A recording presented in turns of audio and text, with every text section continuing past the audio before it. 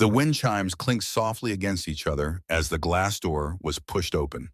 A man quietly stepped inside wearing a gray beanie, a thin worn scarf wrapped around his neck, and scuffed sneakers. The dim yellow light reflected off the thick glasses that covered nearly half his face. The man looked unremarkable, just like a lone customer seeking shelter on a cold afternoon. No one in the restaurant recognized him, nor did anyone suspect that he was Ethan Cole, the founder and CEO of the Hearth and Spoon restaurant chain. He was not there to inspect, nor to assert authority. Ethan was going undercover in the guise of a stranger to see firsthand what no report could capture. After a series of complaint emails, poor reviews, and harsh comments on social media, he no longer trusted the reports from regional managers. He needed an unvarnished truth. The Eastgate branch had once been the pride of the company, the place he and his first team had built from nothing. But now it had become the center of all. Negative feedback. Stepping into the familiar space now tinged with coldness, Ethan immediately sensed the change. The warmth of the past was gone.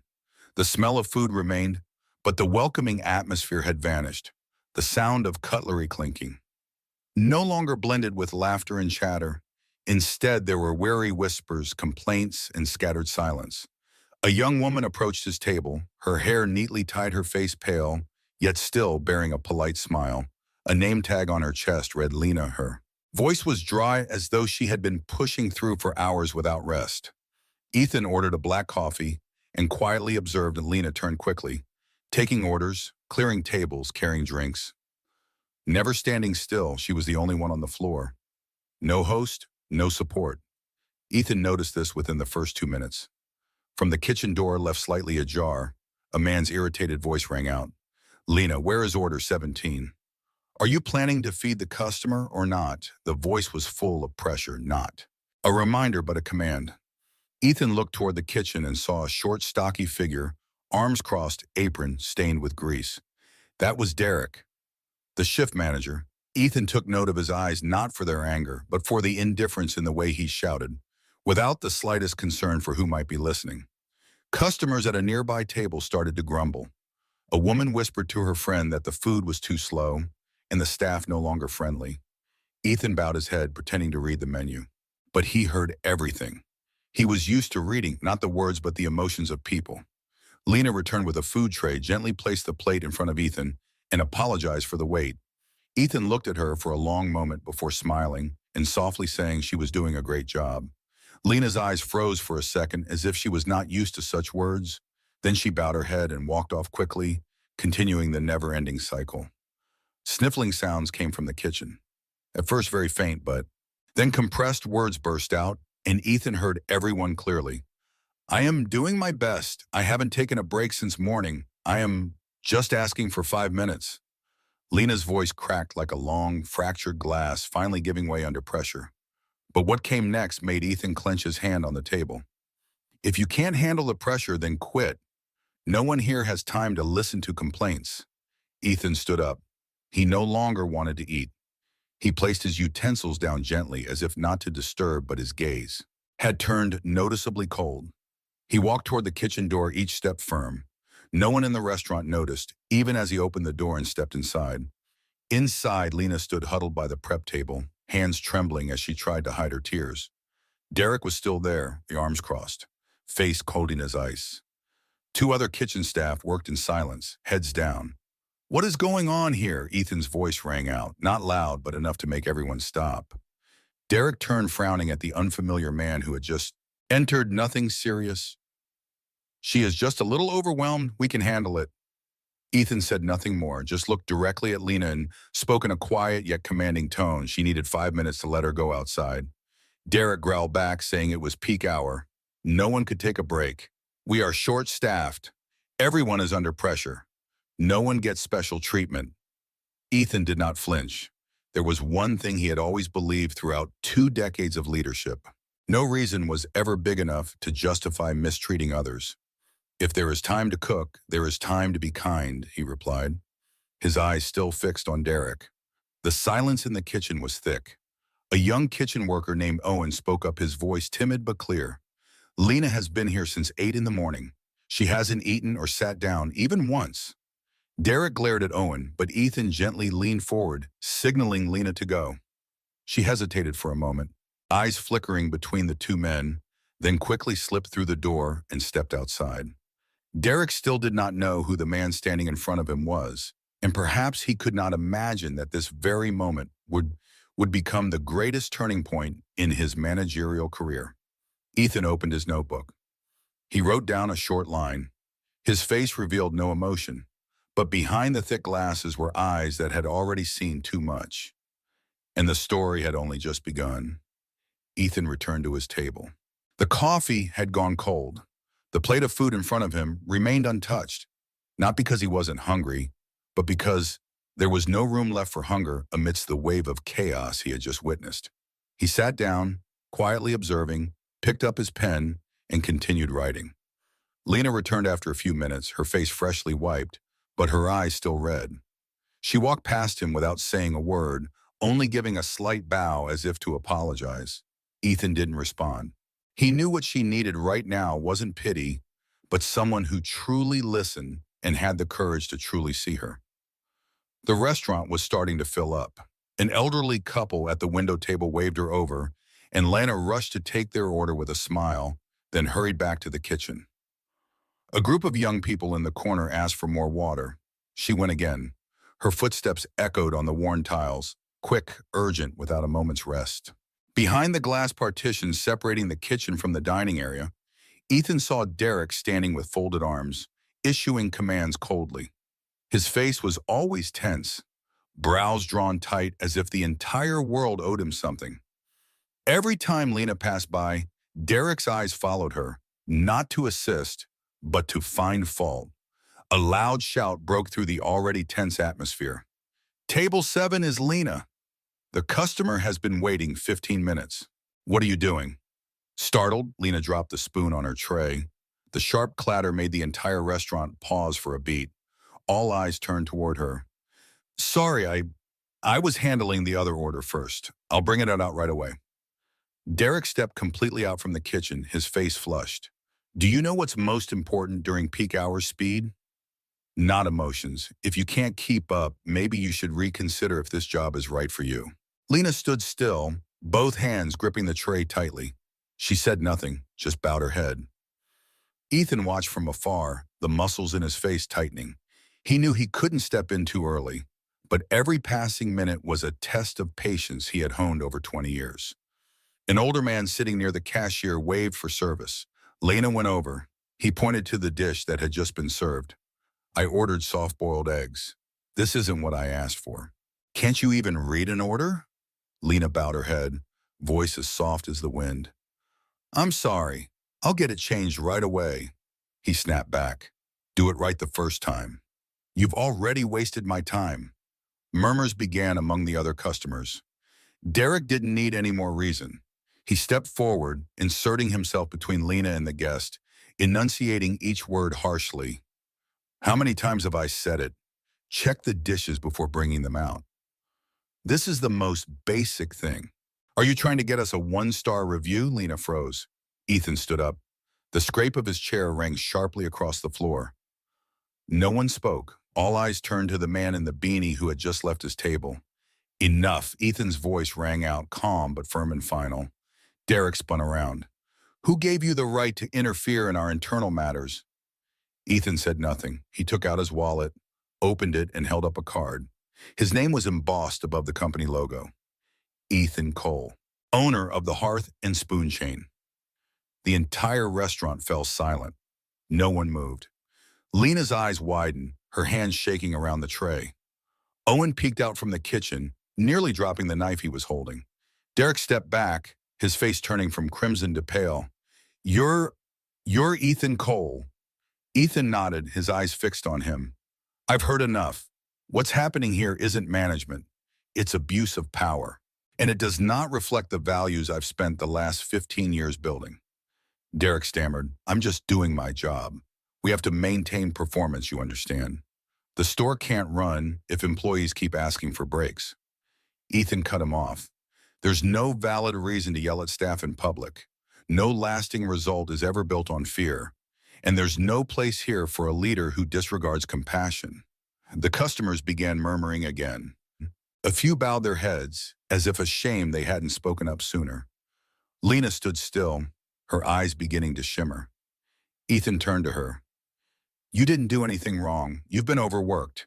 You deserve rest, respect, and to be heard. Then he turned back to Derek, voice calm but unwavering. After today's shift, you don't need to come back. HR will be in touch to process the necessary paperwork. I suggest you take the time to reflect on yourself. Derek stood in stunned silence. No more excuses, no more authority, only the quiet collapse of his role. Ethan looked around the restaurant. The silence was uncanny. Every employee looked at him as though they had just awakened from a long, pressure-filled dream. He spoke again, this time more gently. I'll be staying here for a few days. Not to supervise, but to work alongside you. To understand what's truly happening and to restore what this place once stood for. A kitchen, a home, a belief. And all eyes followed him as Ethan returned to his table, picked up the cold coffee, and took a small sip. Everything had changed, but this was only the beginning. The next morning, the restaurant still opened on time. The neon lights on the sign flickered like the suffocating atmosphere left behind from the day before. No one spoke loudly. No one laughed. Every movement was cautious news about the true identity of the strange guest that had spread throughout the Eastgate restaurant in less than a night. The man in the beanie and thick glasses who had remained silent all afternoon was now referred to by a name that previously only appeared in emails and hiring contracts. Ethan Cole, CEO, founder. Ethan appeared at the back door very early this time, no longer in a rumpled coat, but in a simple shirt with sleeves rolled high, not to show his role as chairman, but to work for real. He stepped into the kitchen, nodded at two employees who looked confused, unsure whether to greet or bow.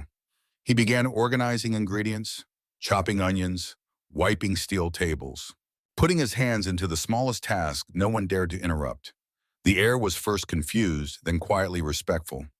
Lena entered from the side door, her hair tied up as usual, but her expression had changed. A bit of fear, a bit of tension, and a lot of caution. She didn't know how to act around him. A man who just yesterday told her she was doing a great job was now the CEO of the whole system. She fumbled with a tray of glasses, then turned away when Ethan's voice called from behind Lena. Can you sit with me for a minute? She paused, then slowly nodded. They sat at a small table in the back corner of the restaurant where stacks of napkins and plastic flowers were usually placed. Ethan didn't record, didn't open a notebook, just placed his hands on the table, gently and sincerely.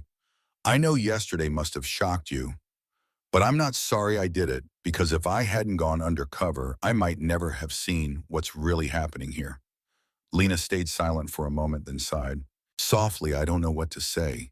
I still can't fully believe that you are really him. She looked at him, eyes searching, but no longer guarded. Ethan smiled without hiding the wrinkles at the corners of his eyes.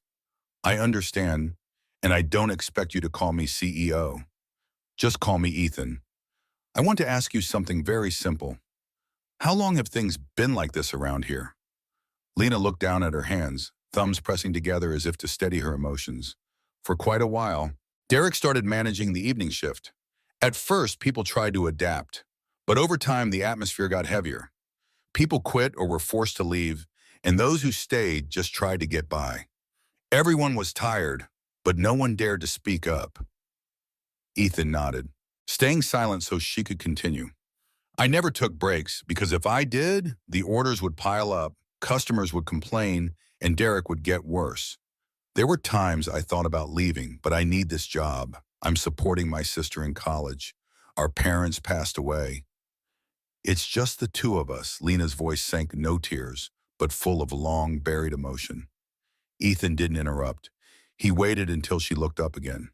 I won't promise to change everything overnight, but I can promise you that. Everything you just shared will be remembered and will lead to action. I'm here to listen, not to judge.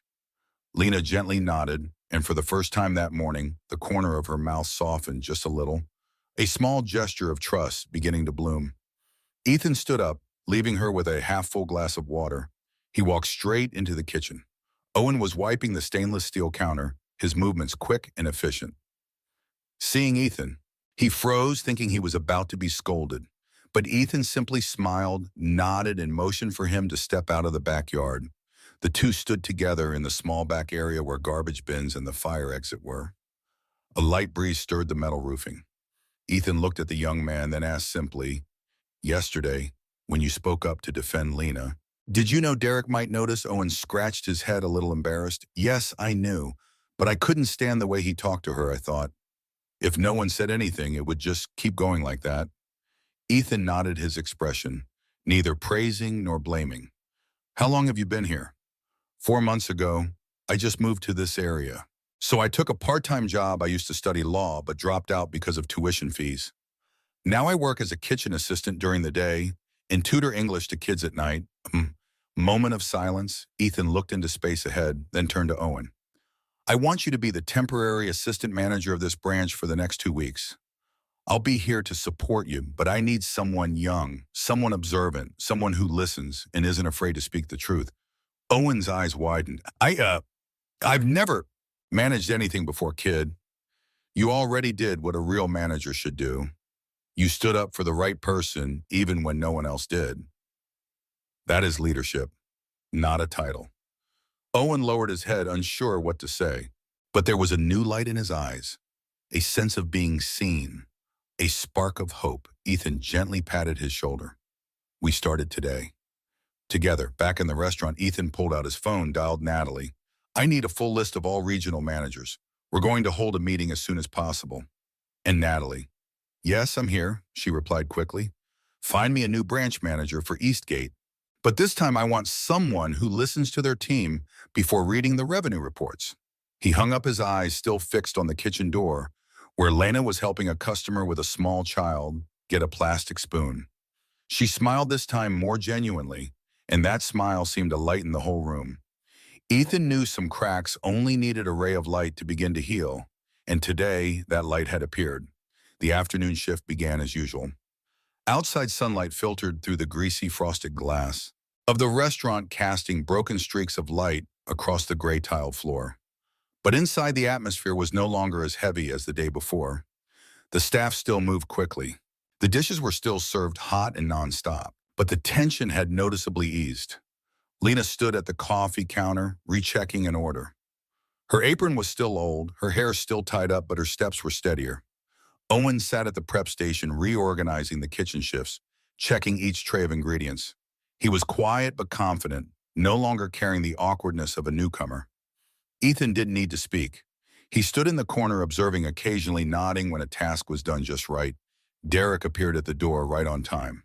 Still, with that hurried gait, the familiar black leather bag, and the face that could not hide irritation, he walked in, eyes scanning each person like he was measuring them.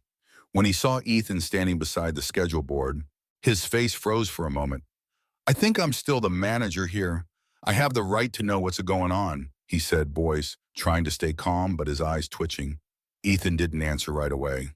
He raised his hand to his watch, strap gently pressing a button. Natalie picked up almost immediately. "Send out the official notice to the system.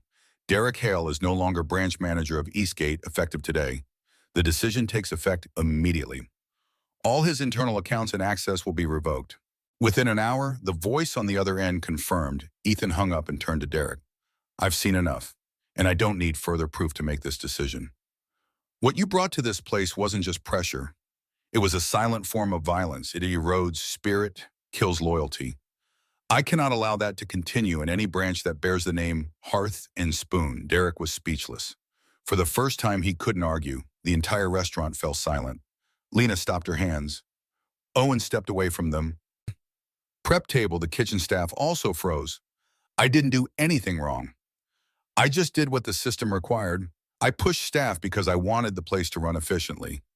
I'm not a bad person." Ethan looked at him for a long moment, then replied gently, like a sigh, "You don't have to yell in someone's face to be toxic.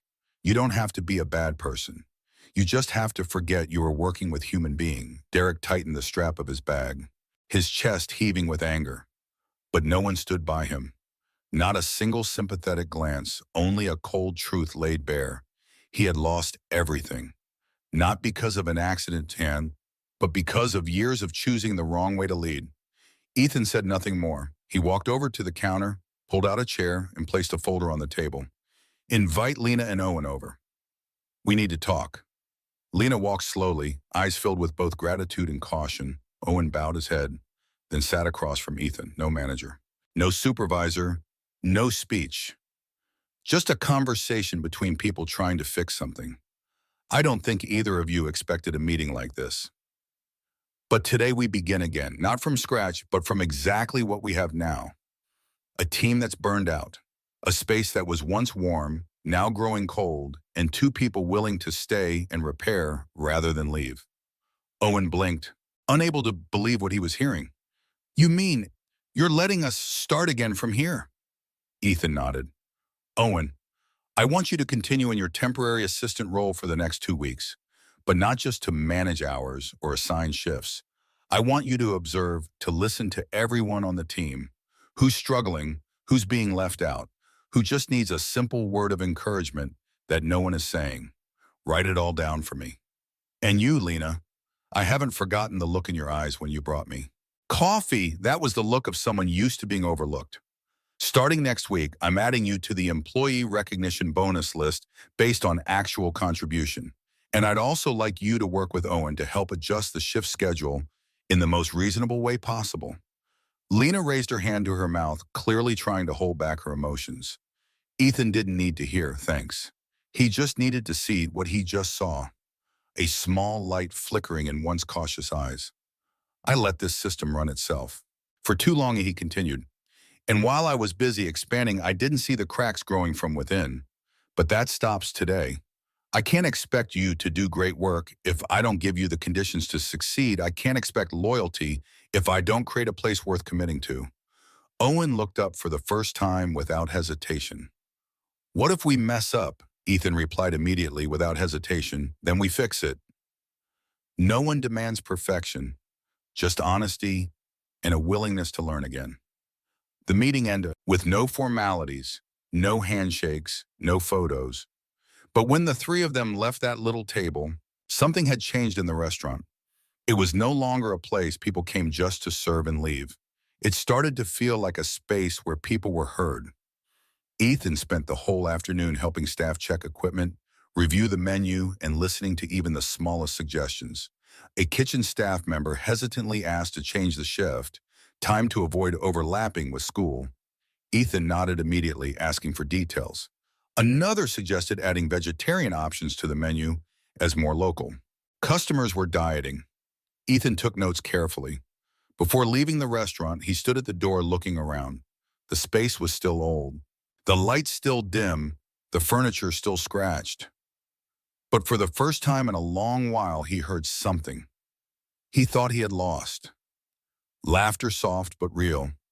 And Ethan knew if that laughter could return, then everything else could be rebuilt. 1 week later, the Hearth and Spoon restaurant at the Eastgate branch was no longer the place Ethan had entered in the quiet guise of a stranger. The atmosphere inside was now warmer. The footsteps across the floor no longer rushed and weary, but steady and full of life. The lights had been replaced by the bar counter cleaned to the corners, and the menu board now had a few handwritten notes in purple marker. Lena stood behind the counter holding a coffee pot, smiling gently at an elderly guest, asking about the cat in the drawing on the wall. Her voice no longer held hesitance, her shoulders no longer curled every time someone walked in. Owen sat at the prep station showing a new staff member how to cut carrots while marking inventory with the red pen he'd just been issued. He still wasn't used to everyone calling him assistant manager, but the confusion in his face had started to fade and he was beginning to smile. Ethan sat at the table near the window, the same spot he had chosen on his first day, for the good view of the room. In front of him was a cup of herbal tea, the steam rising like a quiet farewell. He was about to leave, not because his work was done, but because this place could now stand on its own. Natalie called from the head office. Her voice was light but quick. The regional managers are ready for the meeting. Personnel files from each branch have been sent to. And Ethan, he picked up the call with one hand, eyes still on the kitchen door. I know what you're going to say. And yes, this is only the beginning. He ended the call. stood up and walked to the counter Lena had just finished pouring water for a guest, and turned to find Ethan placing a white envelope on the table. She opened it. Inside was a letter and an internal announcement stamped in real ink. Congratulations, you have officially been named one of this quarter's outstanding employees. The reward includes not only a cash bonus, but also a partial scholarship to our internal customer management training program. And I truly hope you'll accept. Lena looked at him, her hand gently gripping the letter. I don't know what to say. I just thought I was doing what needed to be done. Ethan smiled. That's exactly what makes you most deserving. In the kitchen, Owen stepped out, still holding his notebook. Surprised to see Ethan putting on his coat, preparing to leave, he rushed over awkwardly. You're heading back to headquarters already, Ethan nodded.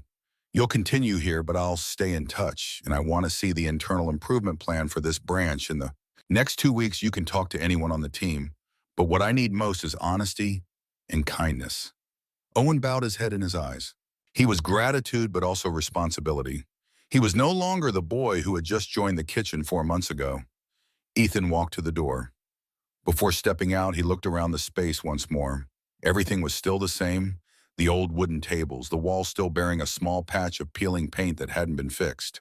But what was different was the people, the eyes that lit up when customers walked in, the laughter coming from the kitchen, the breath of trust returning. A young girl sitting near the window waved at him as he passed by. She held up a scribbled drawing of a man with glasses smiling and standing next to a restaurant. Ethan paused. The girl whispered to her mother, Mom, I think he's a good guy. Ethan smiled, bowed slightly in thanks, then stepped out the door. The afternoon sun lit the steps. He took a deep breath as if to hold on to the scent of this place. A place once thought to have lost its soul, now burning again. Like a fire rekindled. Just in time, Natalie called again. Are you ready for the meeting? Ethan got into the car, locked the door, but didn't start the engine right away. He looked back through the window where Lena was pouring water. Owen was showing the new staff how to use the order system, and a customer was smiling at a freshly baked sandwich.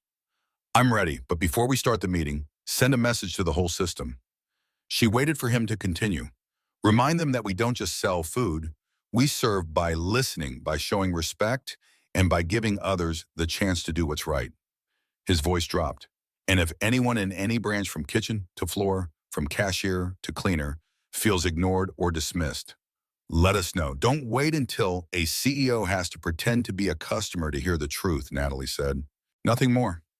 But he knew she understood and would do just that.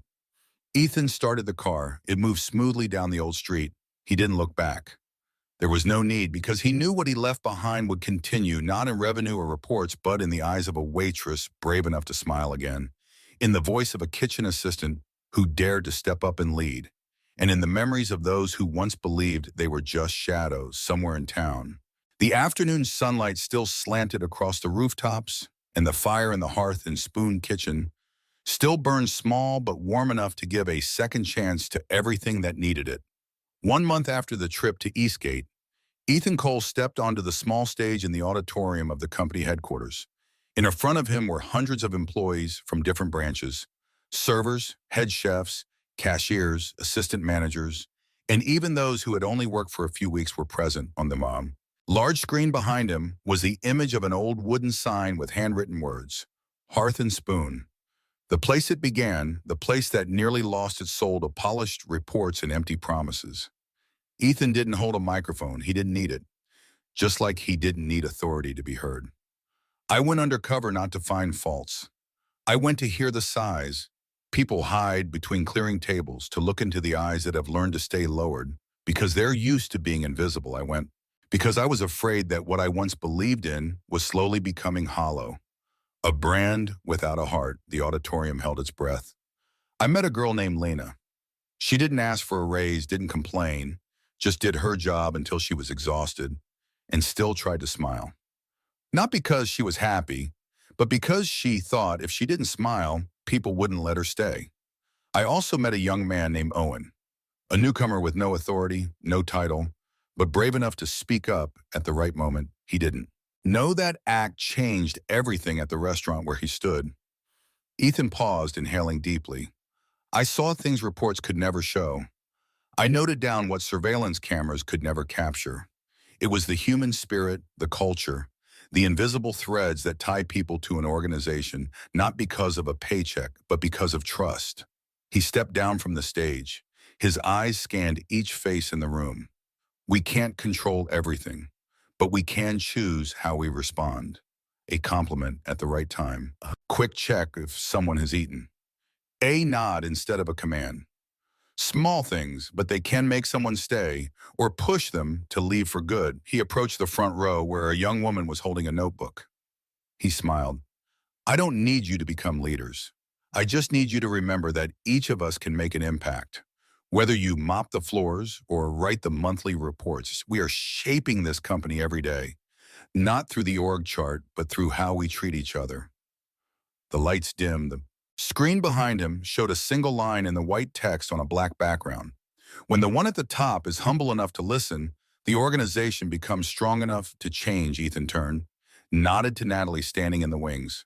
We have a lot of work to do, but I believe this time we'll do it right. And he left the stage. No applause, no flowers, just a silence deep enough to plant the seed of something better. Somewhere Lena was smiling at a customer as she carried out a tray of warm pastries. Owen was adjusting the shift schedule, and the flame in that little kitchen still burned, small but steady, because now none of them were invisible anymore.